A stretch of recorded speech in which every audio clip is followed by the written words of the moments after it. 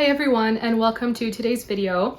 So I kind of disappeared for the last 2 weeks, and if you guys have noticed, it's just because of exams. I wasn't able to upload, I wasn't able to film anything. I actually didn't even pick up a book for about a week, which is almost never the case that I go that long without reading at least something.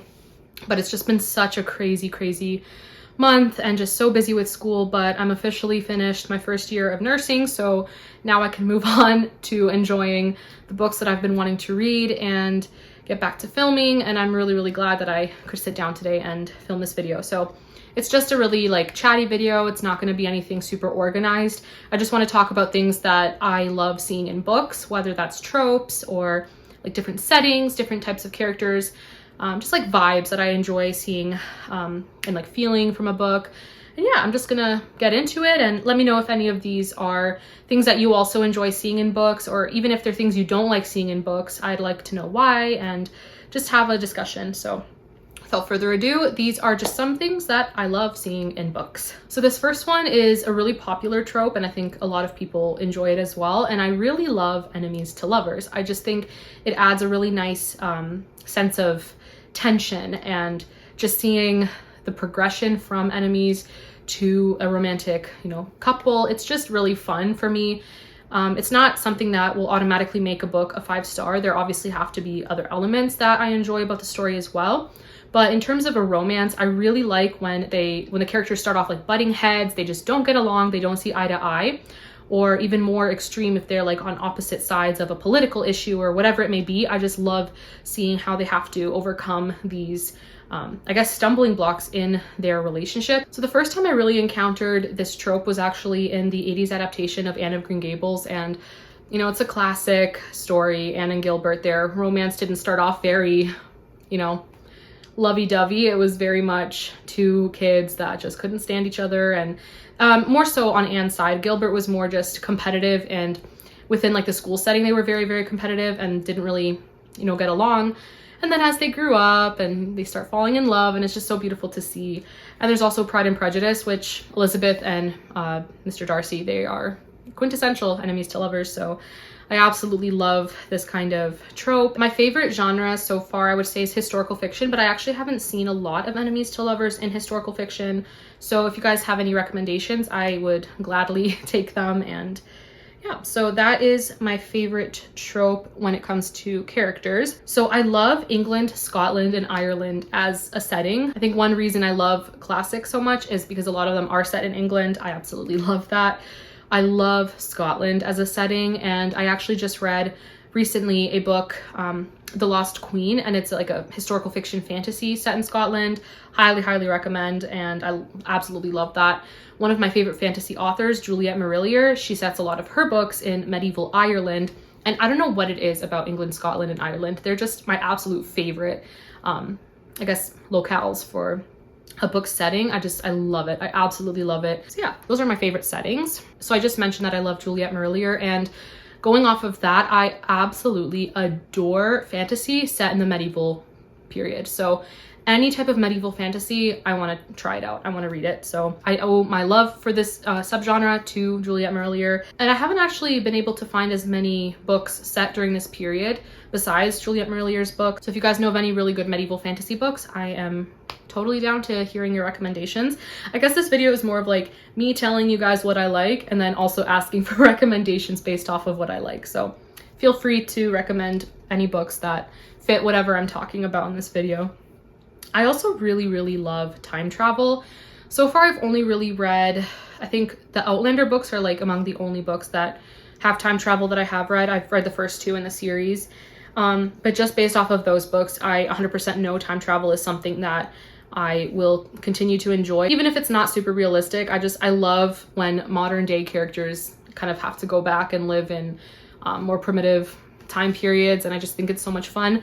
I do know Susanna Kearsley writes some books with time travel, and I do plan on reading one of her books next month, which will actually be my first Susanna Kearsley. So I am really excited to check out her works and see how she does time travel. It's something that I think I will completely fall in love with as I continue to read books with this element. So continuing on with some more time era aspects of what I like to see in books, I love World War One and World War Two. I know a lot of people are kind of like sick of the typical historical fiction that takes place in World War Two, and I honestly, I love it. I'll take it all. My love for it really began after I read The Nightingale by Kristen Hanna. That's probably one of my favorite World War II historical fictions, and I just love it. I love the time period. I love movies set during both World Wars, and for World War One, actually, my favorite book would be A Name Unknown by Rosanna White. And this book takes place just on the cusp of World War One. It's just about to begin, and it's just such an interesting setting. It kind of reminds me of Downton Abbey, and I can't really explain why. I love anything from World War Two and before, like any time period from before World War II, I absolutely adore. I also really love dual timelines, even more timelines, triple. I just love it. I love having different characters from different time periods and seeing how each of the plots for those characters intertwine and, you know, come together in the end. It's something that I absolutely love. I actually just read The Last Garden in England. I forget the author's name, but I just read this book in April, and it has 3 timelines, and I think that it was just written so beautifully, and each of the characters within the different timelines, their stories were just so beautifully intertwined, and I loved how the book ended. I would highly recommend that book if you also enjoy multiple timelines. Something else that I love to see when it comes to characters is the development that comes along with rags to riches. So the specific trope is something that I think is very powerful if it's done right, and I'm thinking of the book A Voice in the Wind by Francine Rivers. So this book involves a relationship between a slave and a Roman soldier. So this is back in ancient Rome. And so the slave, this girl, Hadassah, she is very much a rags to riches type of character. She was originally from Jerusalem. Jerusalem was completely destroyed by the Roman emperor at the time, and then she ends up working as a slave in the household of this man named Marcus. And it's their story, and it's really about rags to riches. When we're looking at the girl Hadassah, so she is physically coming from rags to riches. She comes from nothing.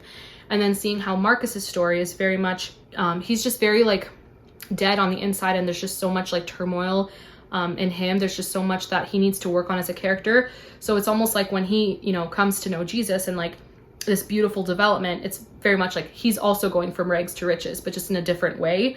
And it's something that I absolutely love seeing. Yeah, I really love it when like the main character starts off very low, the lowest, you know, echelon in society, and then they're raised up, whether that's into like a royal household. That's actually probably my favorite, is when we have someone who is like working in a palace and then they end up falling in love with like the prince or something. It's a little cheesy, but I love it, and it's something I will continue to look for in books. I also really, really love when characters travel like to different places in the world, and I think this is one of the reasons my favorite Agatha Christie's so far have been in like Egypt, or, you know, just where Poirot or Miss Marple have left England to go either on vacation or they're called to solve a mystery in another country. And then I'm also thinking of the Amelia Peabody series, which I've read the first 3 books in, and I absolutely love that the main characters spend the majority of the book in Egypt. It's one of my favorites. But besides Agatha Christie and this Amelia Peabody series, I haven't really read too many books where a big part of the story is the characters leaving their own home country to go somewhere else, whether that's, you know, as a detective or just for vacation or an adventure or anything like that. So I would love recommendations for characters traveling in books. And in terms of like the atmosphere in a book, my absolute favorite thing is when there is a creep factor, but I know the story is not paranormal. So there are authors like Jamie Jo Wright, who she writes completely, you know, non-paranormal mysteries. But they very much feel like they could be ghost stories, but then, you know, there's always like an actual explanation to everything. And I just love that, like the ability to set a creepy atmosphere where you're just like, how can this not be a ghost? But then she just like blows your mind at the end of the story. I absolutely love that in books. And then just kind of going off of the mystery aspect here, closed circle mysteries, isolated mysteries, I absolutely love when all the suspects are in one place and no one from the outside is coming in, they can't leave. And it's just a really effective way of like showing you all these suspects and making you think, well, it could be this person, but it could be that person. And you have no idea what to believe. And then at the end, it's like this big reveal. My absolute favorite thing to see in mystery books. So if I could only pick one genre to read for the rest of my life, it would be historical fiction. The specific subgenre being historical mysteries. They don't have to be books written now, like in the modern day and set in different time periods. They could be classics that were, you know, written in previous time periods, but they just have to have that like historical feel and the setting not being in modern day. I don't know why I'm overcomplicating the explanation for this. You guys get it. But yeah, I love historical mysteries. I love Agatha Christie. I love basically any book set from like the 50s and previous years. You know, a lot falls into this subgenre. We have like Golden Age mysteries.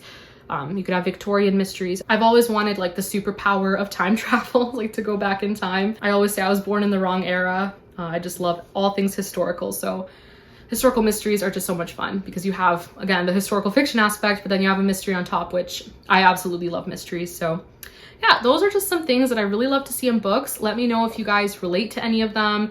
If you feel any of the ones I said are things you don't like, then I'd love to know. So thank you guys so much for watching. I really appreciate all of you, and I hope you're all having an amazing day wherever you are in the world. And I'd love to see you all in my next video. Thank you so much for watching. Bye.